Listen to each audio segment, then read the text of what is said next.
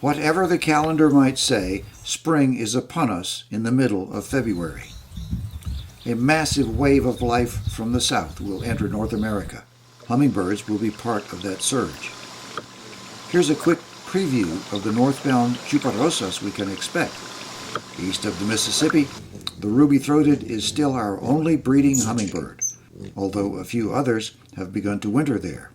It may seem unfair, but more than a dozen kinds of hummingbirds breed in the American West, especially in the deserts.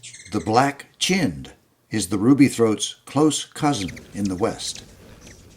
The flashy and pugnacious rufous hummingbird defends flowers from Arizona to Alaska.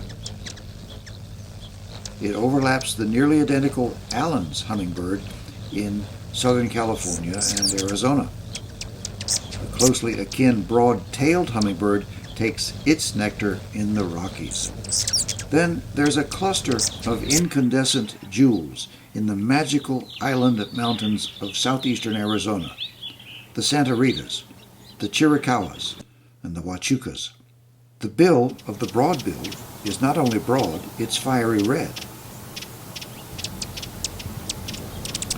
Costa's hummingbird sizzles through the Mojave and Sonoran deserts, probing cactus flowers. The calliope of meadows in the high Rockies is our smallest hummingbird, in fact, the smallest bird in the U.S.A. The buff-bellied hummingbird comes north to breed in coastal Texas. Anna's is the most common hummingbird in much of California. The saber-billed Lucifer enters from Mexico, raiding nectar in southern Arizona and New Mexico, even into the agave deserts of the Big Bend country of Texas. The violet-crowned is another Mexican rarity in the Chiricahuas of southeastern Arizona. And now for the big guys. Rivoli's hummingbird has suffered the indignity of repeated name changes.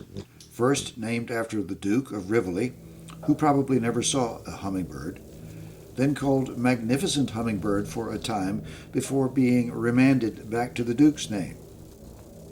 And North America's largest hummingbird, the blue-throated mountain gem, a monster at just over 5 inches and 3 times the weight of a ruby throat. Look for this mountain gem all year, and las montañas de Arizona se llaman Chiricahua.